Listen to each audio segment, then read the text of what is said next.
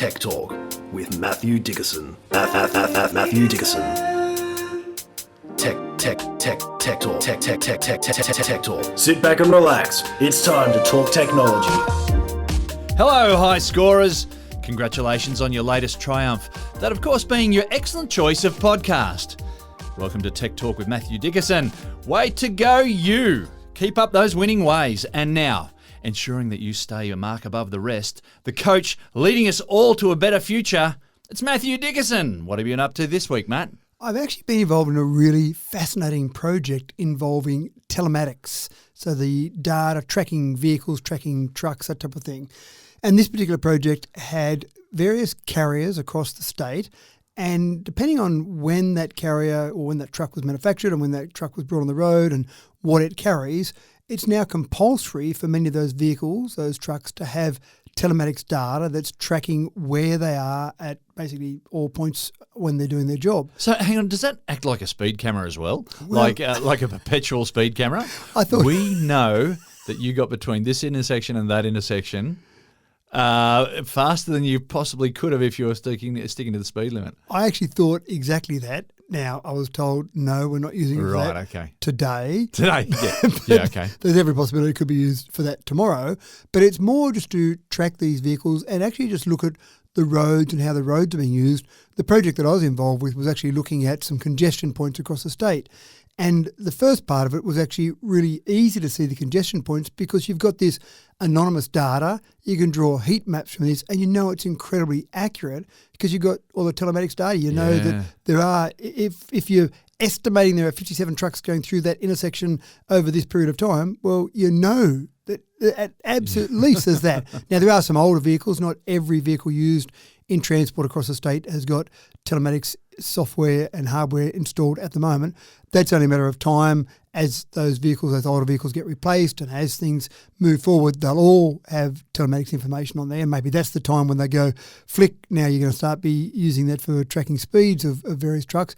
But I just thought in terms of tracking road usage, remember the old days when they used to put little strips across the road? They were little black strips of rubber. Like tubes, yeah. And they were air, as far as I know, they were just air-filled and counted traffic just by the amount of pulses of air. Exactly right. I used to ride over on my bike and just go, oh, was I heavy enough to count that? Did I just count that? Are they going to go and look at all this road traffic data and go, we need to improve that, but there's only all these push bikes going over it. So I don't know how heavy it needs to be. I hope it's heavier than a push bike. But that was the old days, and there was a counter installed on the side of the road and they'd have it there for a week or a month or whatever time it was. But now they don't need to do that. And I've actually noticed a lot fewer of those on the roads, and I didn't really think about it until I got involved in this project. I went, oh, that's probably why I don't see so many now. Now, it's not all vehicles, so you're not counting all the cars. So if you were trying to count cars, you might still need some of those little tubes across the road. But I just thought the amount of information, and that's the real challenge, isn't it? We are gathering so much information about so many different things. Yeah. The analysis of that information, if we know there are too many trucks going through this intersection at this particular point in time, what's that mean? What do we do about it? Is there a solution, or is it just, wow, that's bad, and then we move on? It's always difficult. One thing to gather the data, it's another thing to have to process it, and then another thing to have to analyse it. Yeah, and then the last one, the big scary one, was to solve the problem. And that's this project I was involved with. The solution to the problem was $3.9 billion. So I don't think it's going to happen tomorrow, but at least there's a long-term solution there. Quite fascinating. Goodness me. Okay, folks. Let's skim through the playlist for this week. I see that we have a story for the high-tech hippies out there because we're getting into communal solar farms. There's some, hippie commune living for you. And as much as we hate to drone on, we are as high as a kite over Zipline's recent delivery milestone. And it looks like Chinese scientists have seen the light and are doing away with noisy propellers for their submarines. Wait until you hear how they're moving forward there, folks. But let's get rolling with a clever little development in the e-scooter market. Don't be alarmed, folks, but if you're working away quietly, minding your own business on a daily basis, and you see a riderless e-scooter zipping past your front window, don't call Ghostbusters just yet. The e-scooter industry is set for an upgrade as developers investigate the potential for autonomous scootering. Matt, riderless homing scooters. This is going to raise eyebrows and turn heads. Well, you know what I thought of? I thought of the old animated feature film that Walt Disney put out in 1940 called Fantasia. Yeah. And there's that With the scene. brooms. The brooms, that's right. I And think the it was buckets. called The Sorcerer's Apprentice. And Yeah. Mickey Mouse comes along and thinks, I don't need to do this work, gathering a bit of water. I'll get the broom and the sorcerer's hat and I'll make it all happen. And, of course, he does that. And then he wants to stop it. So he chops up the broom. And, of course, all the brooms turn into other brooms. And then he's invaded with multiple brooms carrying multiple buckets of water until the sorcerer comes along and solves the problem. And not that I think that's going to happen. We're going to get multiple e-scooters. But I do think you're walking home from the pub. You've had a late night out. You're walking home 1 or 2 o'clock in the morning. You've had a couple of drinks. And then you see a riderless e-scooter, exactly as you said. Do I call Ghostbusters? Is there someone riding that and they're invisible? They've got an invisibility cloak on. What's going on? And then you see a line of them because ideally what would happen is you'd see all of these e-scooters going back to a charging point. So you're walking along the footpath and you see this line of e-scooters going past with no one on them and you'd start going, wow, I've really got to give up drinking. That's it. I swear off from tomorrow. So the idea here is that in the middle of the night, there are people now, contractors that are paid to go out and collect e-scooters and charge them up because people have said to me, how do they get charged? Do they charge themselves? Well, of course they don't charge themselves. Someone has to physically go and do it, but you don't know about it because it's happening in the middle of the night. So I assume these people have got trackers on them so they can locate these e-scooters, yeah? Correct, yeah. You've got... Because we were in Melbourne the other day and noticed all these e-bikes sort of just dotted around the town. They just parked out on the street there and, just waiting for the next person, I guess. Yeah, that's right. And so e-scooters, for some reason, seem to be more controversial than e-bikes. E-bikes seem to be accepted because maybe we all ride push bikes and maybe we don't ride scooters so much, but e-scooters are a bit more controversial. But in the middle of the night, in any place that have got them, someone goes around, collects them, charges them up, and then they go back and put them at various locations. Now, the idea is you want them spread around because you want to be able to go from A to B. You don't want to always go from a certain point. You don't, have to go into a station to pick up an e-scooter and then go and, that's so they naturally get distributed while people are using them, but then obviously they go back to certain locations. There's a fair bit of work and all that, and I like them for the novelty value. If I lived somewhere that had e-scooters, would I use them to commute to work? Probably not, but that's what they're trying to get to, that last mile. You catch the train to work, and then it's still, I've still got to walk a couple of kilometres to work now, or I catch a bus to a certain spot, it's not quite the right spot, so I catch a bus and a train. So that's the whole idea from a micro-mobility perspective. But to do that, you need to make them convenient and make them always charged up and make them at locations you want them. So the whole idea of this, and they're doing testing at the moment around the University of Stuttgart, where they're using the campus as their test site. It's a known environment. They know it's a fairly small environment. They know where they can go from A to B, and that all makes it pretty easy. But they're actually quite fascinating when I watch them. They've got, I thought of a Segway. So a Segway is quite clever in that you've got 2 wheels side by side, and then it can adjust how it balances forwards and back, if you like. But an e-scooter is a bit different because I started thinking, well, how are they going to make an e-scooter balance as it goes along? Does it have a training wheel that pops out to the side and go along? I thought, well, that wouldn't work because they might be too wide then to get through some locations. It's actually got a large circular unit that mounts at the base of the handlebar stem, just above where you would stand. And that actually rotates back or forth to actually balance the e-scooter as it rides along. So I thought it was quite cool. It looked like it was very stable. Very clever, yep. And it looked like it was very stable. So the idea here is middle of the night, they need to be charged up. Don't worry about a contractor going and picking them up. They'll go back to a charging point automatically. They'll get charged up, and because they've got so much data, we talked about data before, because they've got so much data, they know where they're needing to be used. So if it's a train station they need to be used at, make sure you've got 30 at the train station ready at 7 o'clock in the morning when people arrive on the train. At lunchtime, we know that they're always going down to this particular cafe. Make sure you go out to the CBD and have 30 sitting at one spot there, so they can actually move around autonomously to where they're going to be used. Now, that's not yet. This is all testing at the moment. But it's a great idea. It's a great concept. If they can pull it off. If they can pull it off. That'll be amazing. And the other thing is being able to pop them up, because some people are a little bit selfish and they knock one over and they don't pick it up, or they just drop it on the ground afterwards. So the idea here is, and I didn't see any of this yet, but the idea will be some sort of little lever that does pop up on the side. Self-righting. Self-righting, exactly right. So there are some people who still are big fans of e-scooters, but I think they're going to be a good solution. You'll see a video where some poor little old person is walking along the footpath, or walks out of a shop on the footpath, and the e-scooter knocks them over, and everyone says ban e-scooters. But you see push bikes running into people, you see cars running into people. We don't say ban all cars. We say, how do we make the road safer? The solution for some people with e-scooters is to only allow them on roads, not allow them on footpaths.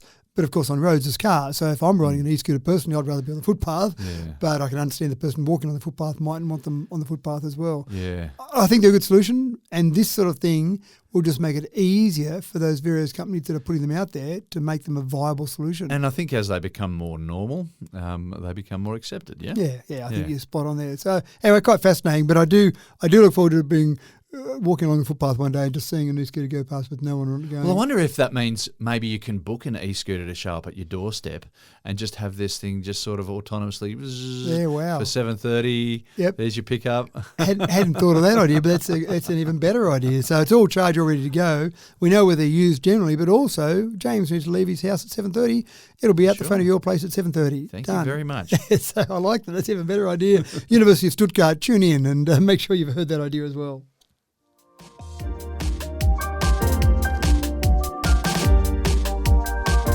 All right, folks, this next story is sure to get people's hackles up.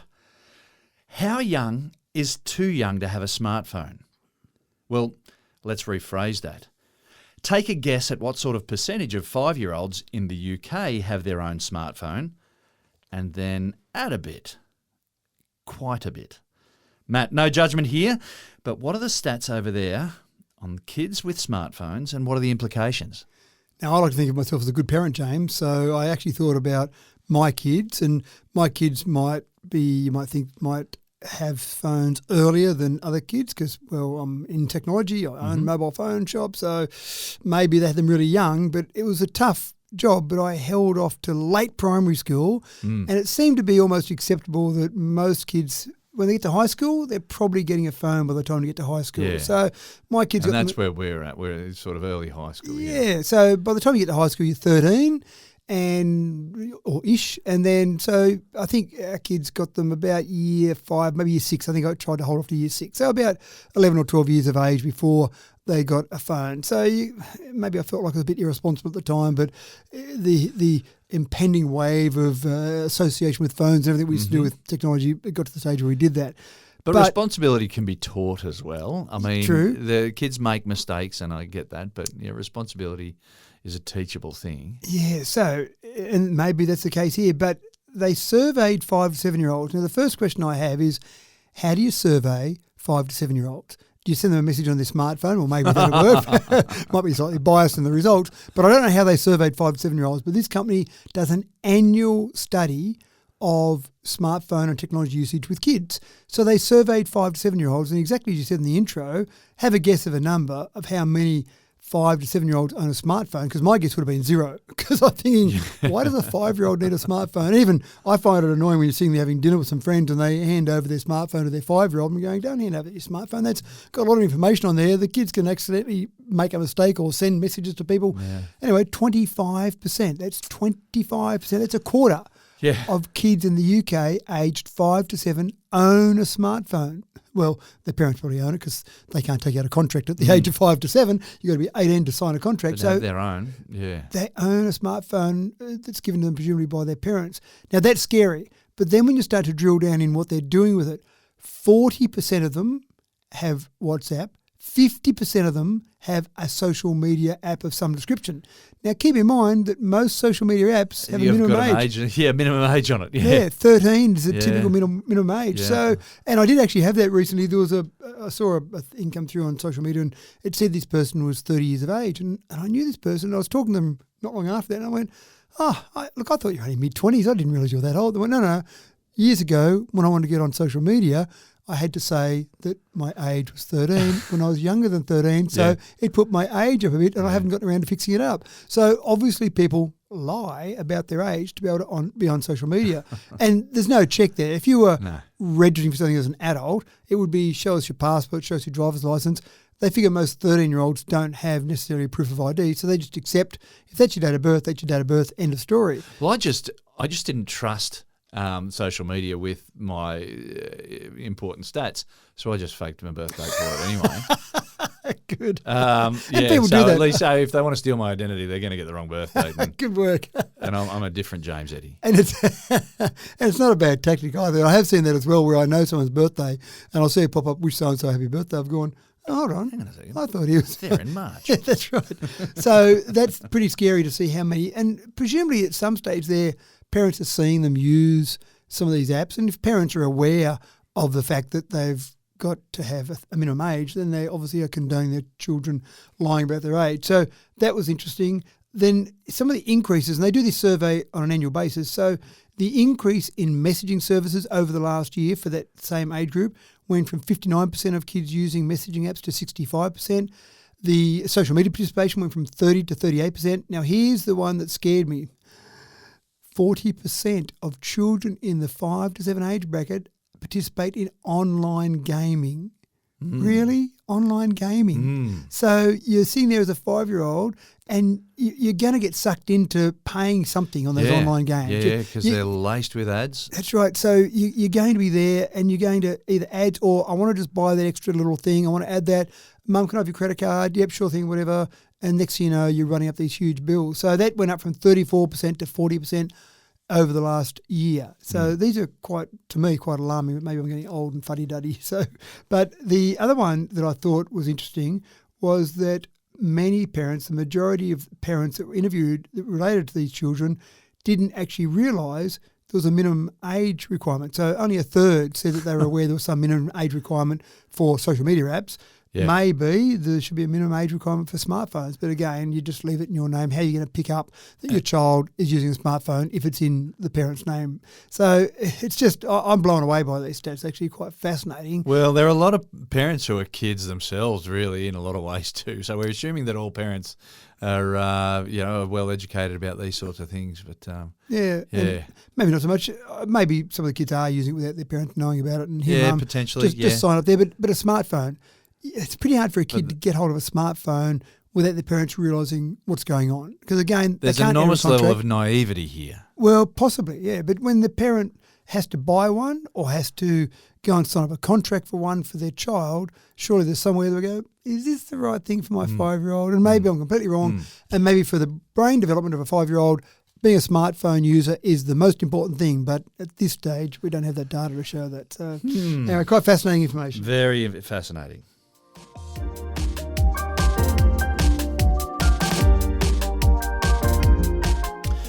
With climate change being what it is, a number of ski resorts in a variety of countries around the planet have been noting some concerning changes to their key source of income.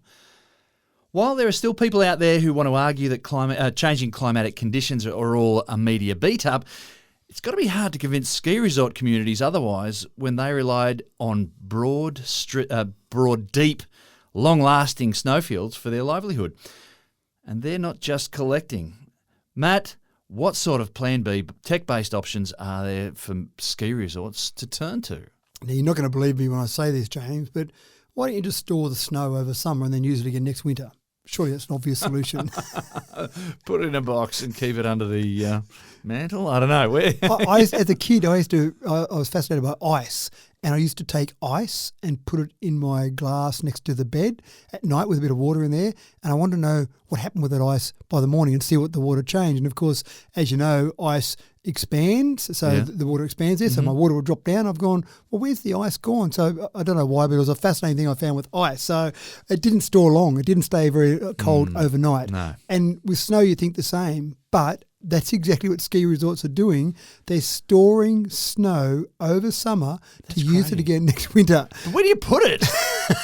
Like, you haven't got a back room that, I'll just pack all that snow into there. I'll put it in the fridge, obviously. That's the obvious solution. They're actually using just various plant moving or earth moving equipment to put the snow into a nice pile, cover it with some nice polystyrene that's as good as possible to keep the heat out, and leave it there. They come back next winter or after the summer, and 80 to 90% of that snow is still there ready to use. Stop. And then is it packed into ice? Is it packed down? Well, I imagine I couldn't find any photos of it. Have you got to grind it up again and turn it back into snow? Well, I didn't get the impression they did that. I got the impression that what they did was they basically took it all in a pile. So you can imagine at the very bottom of that, it's still going to be pretty cold. Yeah. So you're relying on some of the ice to insulate some of the ice, if you understand what I mean. So they pack it up there, and then I think by the time they spread it out, it mightn't be great skiing because it might be more like ice than snow initially, but they might all then do some artificial snow over the top.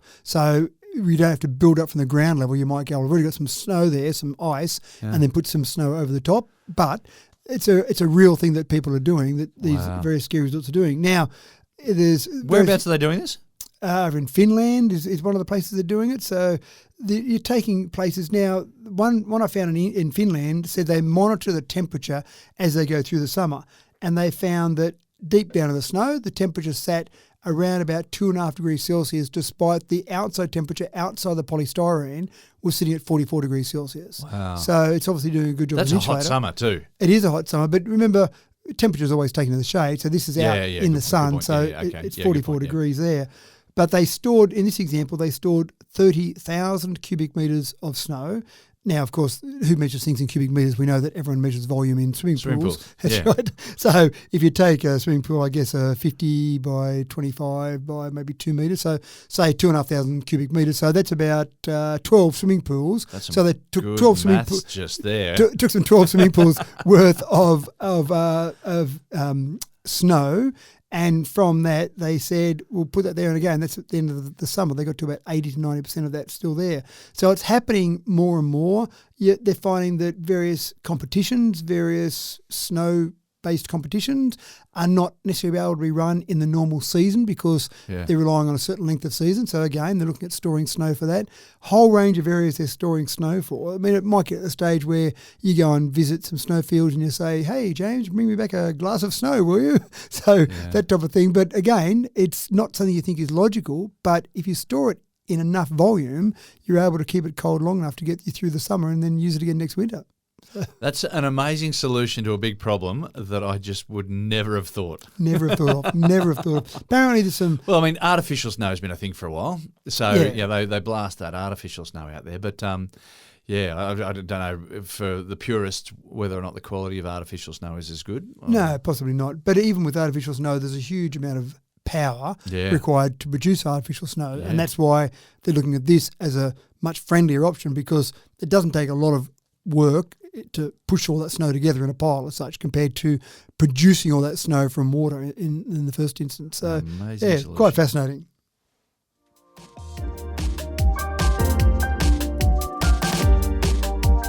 Do you remember fuel prices at 80 cents per litre? You must be so old if you do. Remember the horror then when it hit $1? We're all screaming blue murder, as I remember. Well, with fuel prices now commonly above the $2 mark and not looking as though there'll be any reprieve soon, it's no wonder that Google Maps is now offering routes that are the cheapest and not necessarily the fastest. Matt, in the spirit of slow and steady wins the race, thank you, Google. I don't actually know the differences here, but they've got this whole concept where, you look up Google, you can see the fastest way or the shortest way, and you can understand there that sometimes the shortest way may not always be the fastest because the road you might be on might be a 60k an hour road and this other road's a freeway or whatever it might be. Or there could be heavy traffic, anything like that, Yeah, and so they've now got this concept where they'll say, here is the road you can use if you want to use the least amount of petrol or the least amount of electricity in an EV example. Now, I would have thought that would have been pretty much the same. I would have thought if it's more fuel efficient from a petrol perspective, it'd be more fuel efficient from an EV perspective, but maybe lots of stop-start might be okay in an EV, but stop-start in a petrol car probably uses a bit more, so maybe there's a subtle enough difference there. But you'd kind of think if you just look at Google Maps, the shortest route would typically be the least amount of fuel. The algorithm that must be passing through that app there is phenomenal. Yeah, it must be, or they're just making it look good. Who knows? Yeah, that's right. They're saying that this is the cheapest route, but who's going to test them? That's right. It's pretty hard to go and test this. Apple did. There's the cynic coming out. Right. Apple actually did something back in 2022 where they added EV charging stations to their maps, and so that kind of was a bit of a nod to we should look at things a bit differently. This is going a step further to try and get to the stage where it's cheaper now or less fuel that you're going to use. Now, it's pretty hard for it to do all this, a fair bit of analysis, us, we hope. So far they're rolling out across 15 cities, places like Amsterdam, places like London. So I think places like Sydney and Melbourne as well. But they're also doing suggestions around public transport and walking. So, for example, if you punch in A to B in Sydney at the moment and you're going to drive that, it also says, oh, do you know you can get public transport and that'll be a little bit quicker? Or you could walk from here to there and that'll be a little bit quicker or a reasonable time frame. So trying to get you to think about other ways of using transport, not just getting in your car and driving. And I actually think the biggest problem at the moment is not so much the driving in places like Sydney and Melbourne, it's the parking.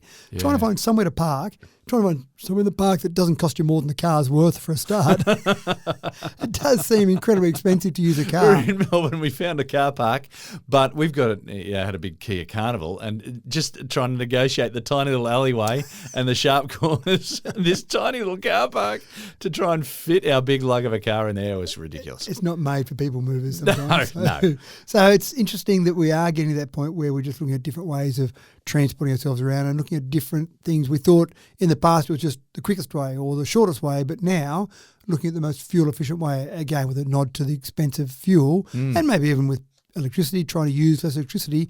If this all works, then maybe this is another way Google could contribute to global warming, contribute to a more efficient future. Yeah, more efficient future. Anyway, keep an eye out for it. Have a look on Google Maps next time you use it. Fantastic.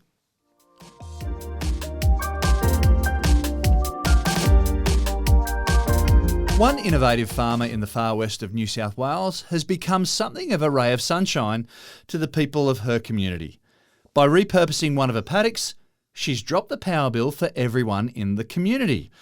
Matt, not everyone can afford to put solar cells on their roof, but making contributions to a communal solar station makes a lot of sense. A communal solar garden, a Sounds very community hippie. garden. It does sound a bit hippie, with no disrespect to hippies out there, No, of course. absolutely. With the greatest respect to hippies out there. The idea here is that rooftop solar is fantastic. We lead the world, and I'm not sure if we're still number one, but we were number one in rooftop solar in terms of per capita. Fantastic. Well done, Australia. You've really grabbed onto the concept. We've got a slight advantage that we've got a fair bit of sun as well and not too much cloud to get in our way. But the problem is for renters. So if I'm a renter somewhere, I say to my landlord, I'd like to put some solar panels on my roof, and the landlord says, well, I'm not going to pay for them because, well, there's no advantage to me as a landlord because the advantage is to you with your electricity bill for the person renting. The person renting says, well, I'm not going to pay for them because I might move out next year, and then you've got these solar panels on the roof. So you typically find that rental properties don't end up with solar panels on the top. Even though renters might want to do it, I can understand their logic that they don't necessarily want to pay for something for the landlord. And the other part, of course, is people that live in apartment blocks, in high-rise, not a lot of surface area to put some solar panels on. So you're exactly right. Someone in Grong in New South Wales decided that they could put a 1.5 It's not far from Ardlethan for those people with their maps out right now. well, I just go and look up Grong, so because I don't know where Grong is. So it's not In between Ardlethan and Narrandera, I think. Yeah, right, down south there. Yeah. Okay, right, yeah. So it's not someone pronouncing Wollongong. No. You're on the right track. Yeah, right. So they've built a 1.5 megawatt solar farm there, which is not huge in the scheme of things, but it's a decent size. And they basically allow you to buy a solar plot, a 3 kilowatt solar plot for $4,200. And from that, you'll get $505 return for the first 5 years. And then after that, you'll get $455 return for annually, they say, for up to the next 5 years. So basically for the first 10 years, you're guaranteed the return on that. So $4,200, $505 return, well, that's better return than I get when I put money in the bank, and I feel like I'm doing something good as well. Now, you don't get it in cold hard cash, you get it off your electricity bill. So it's directly the same as the person who would be renting a home. It's basically going straight off the electricity bill, owning their home with solar panels. You'd get it off your electricity bill, which is effectively how it typically works with solar panels. So that all seems to make sense. So far, they've sold 170 of the lots, and again, at 3 kilowatts per solar farm and 1.5 megawatts, you've got 500 units they can sell there. So 170 have taken up the offer. So I'm sure if people go and Google it and research it and want to buy in, I'm sure there's more opportunity for them to go and buy in there. But again, it does seem to make sense, doesn't it? It's giving people the opportunity. There's some land available here. Yeah. That farmer says it's good for them because it gives them some off-farm income, because obviously they're getting paid something to host these solar panels. Off-farm income when there's drought, when there's times when prices aren't great, whatever it might be, they've got that off-farm income to help them with their farm, but they're also doing something good in the community, and people that can't get solar panels otherwise can feel like they're making a contribution as well. So I thought it was quite a good idea. Go and have a look at it. The farmer's name is Gemma Purcell, and again in Grong, G-R-O-N-G, Grong. Gemma.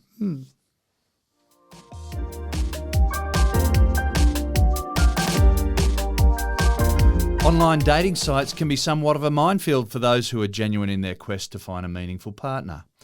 A jungle full of predators, and you enter at your own peril. For the better part, service providers have seemingly been happy to sit back and watch the fireworks happen. Until now, Matt.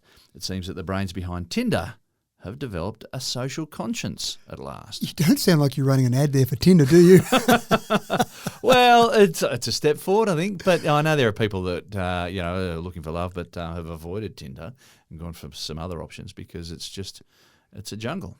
I'm completely out of touch, I must admit. I'm just about to hit 30 years of marriage, so I've been, when I was dating, Tinder wasn't a thing and dating apps weren't a thing, so I still can't even remember whether I meant to swipe left or right when people talk about, swipe left on that. Is that good or bad swiping left? I can never remember because I'm not involved in it. But we feel like Luddites here, you and me both. But, I do with dating apps, I must admit. And obviously, I'm never going to just go and play with it and try. It doesn't look good for your wife to go, I'm just trying it, darling, just to see what it does. What happens. Yeah, that's right. So it's quite interesting in terms of that being a normal way for people to date now, which is fine. That's quite acceptable. 51% of Tinder users under 30 tell friends where they're going on a date, tell the details of a date. Okay, that makes sense. 19% of users who use Tinder share details of a date with their mum. Isn't that nice? They still tell their mum. 1 in 5 people still say, Mum, I'm going on a date tonight. That's right. Well, you're sure you should be doing that, James. Last week you went out with someone different. So they're obviously not getting judged by their mum, but obviously people are doing it from a safety perspective. So Tinder have said, you know what, it's happening already. Why don't we just make it easier for people to do what they're already doing? So they've now added a share my date feature. So essentially you set up a bunch of people, presumably your mum might be one of those, some friends, some family, maybe hopefully not too many. Not your wife. Not your wife, that's right. Okay. Leave her off there. So you put some people in your list of people you want to share the information with. You decide to go on a date with someone and you then say, share my date. Now what that does is sends the location, the time, the date of the date. It also sends a photo and the profile of the person you're going on the date with. So pretty much those other people have got every detail. And they can start judging you right from the word go. That's right. They can do it immediately, not wait till after the date. The idea would be, presumably, when someone says, do you want to get in the boot of my car while I hold this weapon to your neck or something? Then you can say, well, sure, but by the way, these other 5 people all know exactly who I'm having a date with and exactly where I am. So sure, maybe get in the boot of your car, but they'll all know where you are and they'll follow you. And so maybe that would be a safety thing. So hopefully that doesn't happen to people, but I'm sure there are examples where something like that has happened. So they've said, let's make it a bit safer for people. And that might make people a bit more likely to use their app, which is obviously what they're after ultimately, for people to use their app, so that people feel a bit more confident there. This is going to start rolling out in different countries to begin with. It'll be rolled out over the next few months. And I'm not sure if this is a good thing or a bad thing. The first countries it's rolling out into are the US, the UK and Australia, are 3 of the first countries. So is that good that it's coming to Australia early, or does that mean they've had lots of bad examples in Australia, so they need to get in Australia as soon as possible? It's most dangerous in those countries. That's right. The next bunch of countries will be Canada, Singapore, India, and then Germany, France, Spain, Switzerland, and other countries across Europe last, so maybe it's safer there. So anyway, it's happening. You'll see it pop up there at some point in time. If you use Tinder, have a look at it. And I'd be interested to hear some feedback from people who do use Tinder, whether or not that actually seems to be a good feature.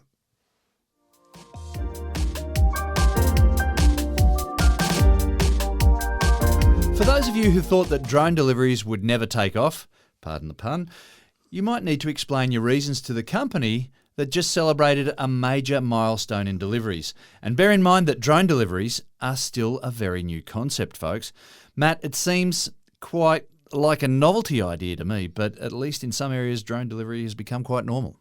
It's becoming normal-ish, isn't it? We're not seeing it everywhere. We don't see it out where we are. No. But what the big milestone? Yeah, it's a big milestone. So Zipline has just delivered its 1 millionth package. That's 1 million deliveries. That's a lot. Now, I think we only started talking about this like a couple of years ago, so Exactly right. It's a pretty new sort of a concept. They haven't been going for long. They actually said most of those deliveries, the majority, have been in the last 2 years. So they did some little test flights initially and did some test deliveries, and then they went, no, it seems to be working. Let's ramp this up. So over that time, they've flown 112 million kilometres across 4 separate continents. They've delivered to hospitals. They've delivered for Walmart. They've basically delivered a whole range of different products. In fact, 10 million different products to date. The 1 millionth delivery was 2 bags of IV fluid in Ghana. So they seem to have specialised a little bit in healthcare. They do food deliveries as well, and commerce where people need it now-ish rather than it's okay to wait a few days for it.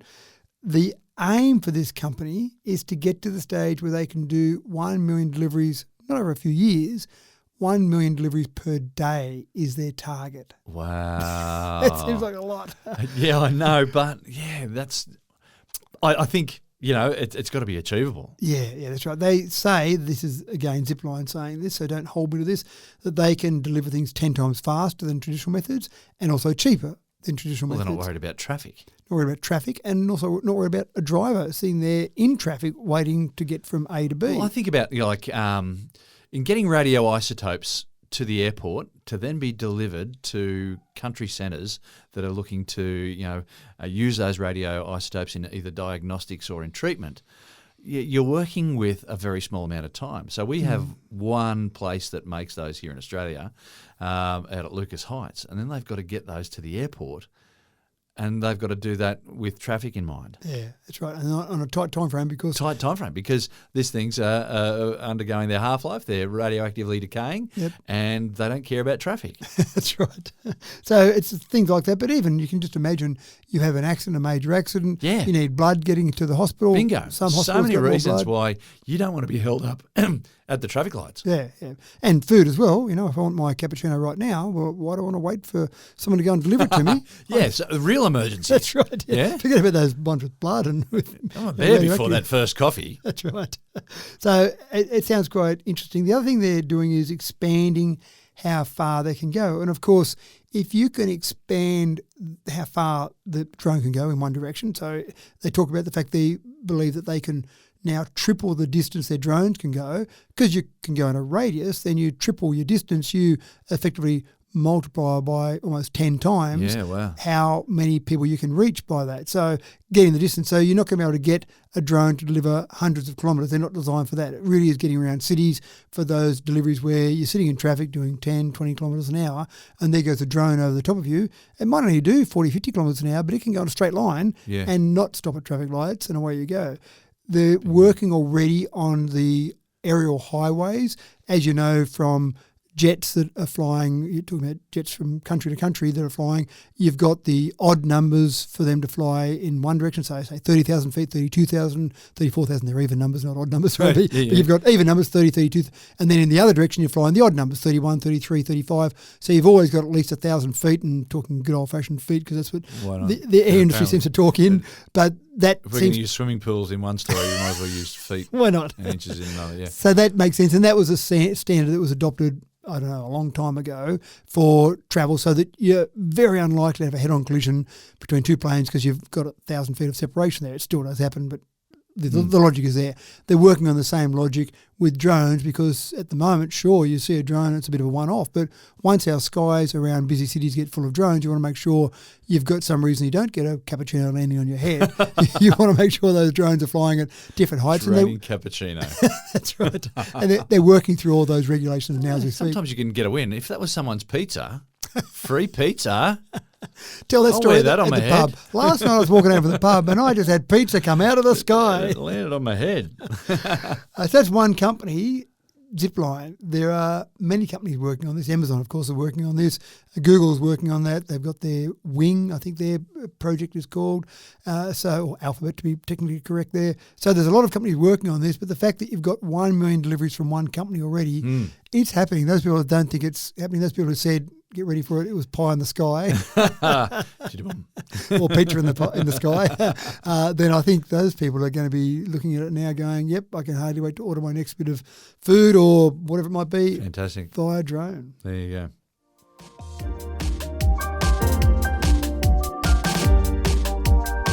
Are you one who tends to play computer games with your whole face?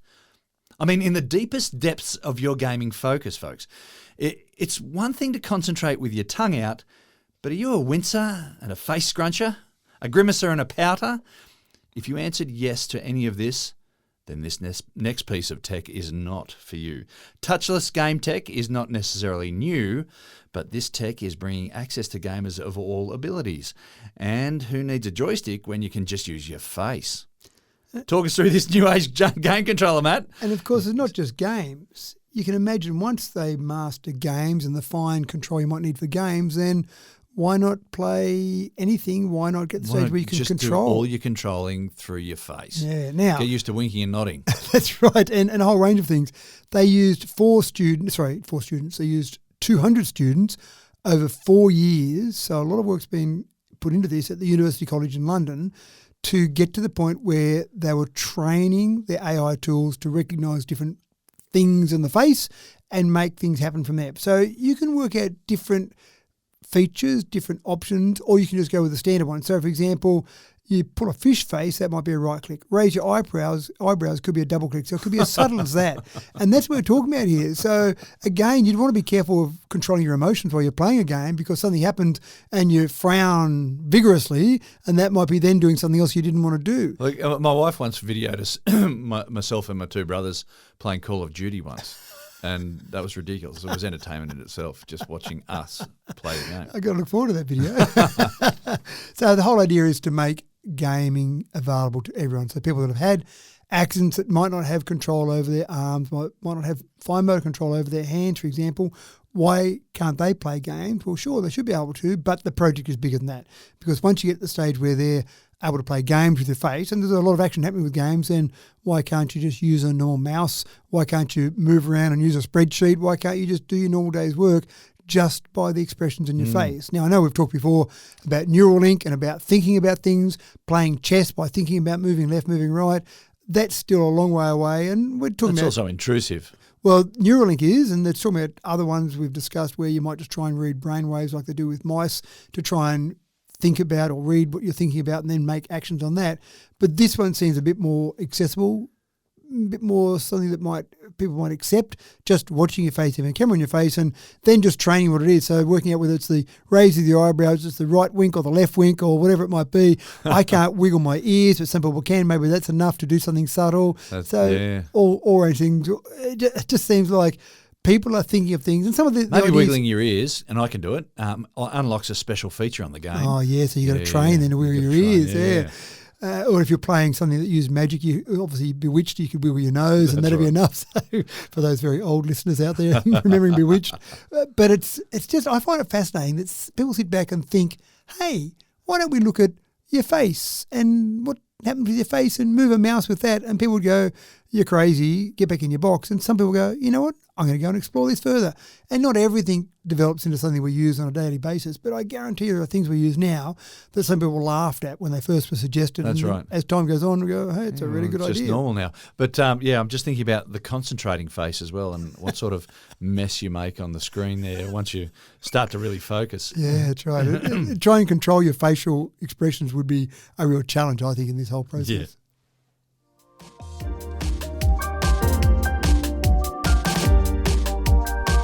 The trouble with moving engines forward is that motors, turbines and propellers, they're really energy inefficient. All that wasted energy and heat and sound.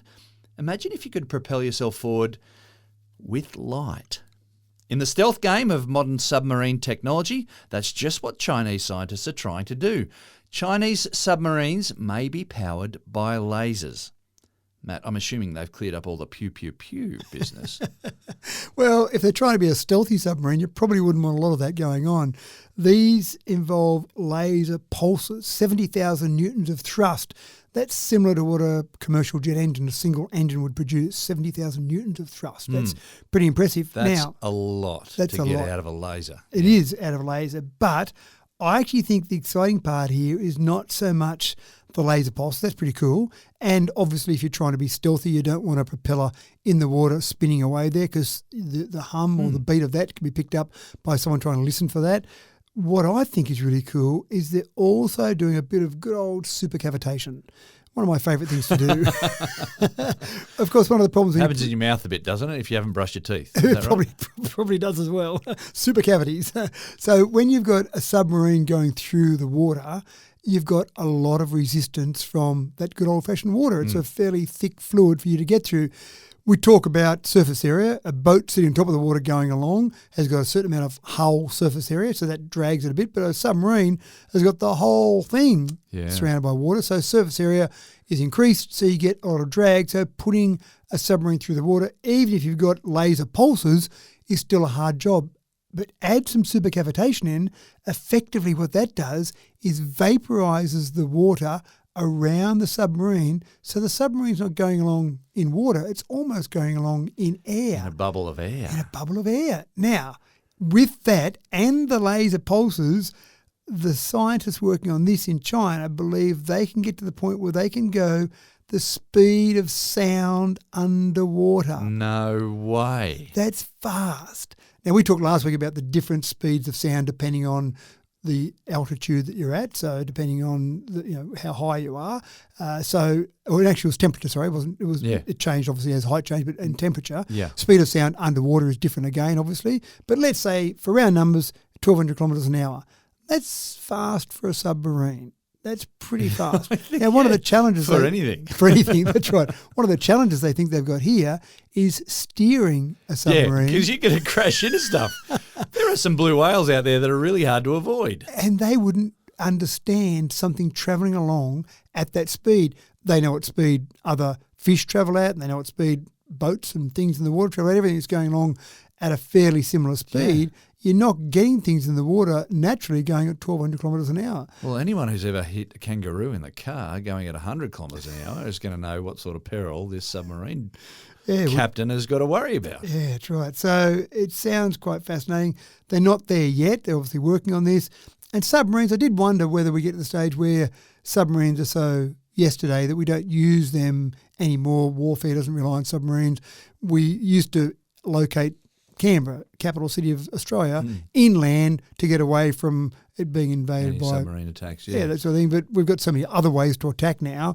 A submarine's still an important part, but I think they are still in terms of, well, hopefully not warfare, in terms of protection around the planet, around the globe. I think submarines are still important, and obviously China thinks they are because they're still developing submarines along these lines. US Navy's working on different stealth technologies as well, so they all want to be stealthy. But I don't know that anyone else is working on the speed in quite the same way as That's amazing. China. Yeah, it does sound fascinating. And we've talked before about something similar with ships to reduce their resistance by blowing bubbles, effectively, blowing bubbles outside the hull to reduce their air resistance. But if you could create a bit of supercavitation around a ship hull, you'd be able to reduce the air resistance or the water resistance quite dramatically as well. I just think, so you're trying to be stealthy and you're not making any noise. But anyone that is above the surface looking down is going to see this glow tearing through the ocean. It's tearing through, that's right. But it's going to be on you before you even realise. So. That's right. Oh, goodness me. Well, maybe I could track them by satellites. Maybe. Just see this bulge of water coming along. Up the game here. And with that, pardon me, we are making like a shepherd and leaving. It's time to make like a tree and hit the frog and toad. Thanks for another cracking tech talk, Matt. My pleasure. I'm going to just go and check now how they do that survey for those 5 to 7-year-olds. I'm quite fascinated by that. So I'll catch my e-scooter down and check out the survey process there.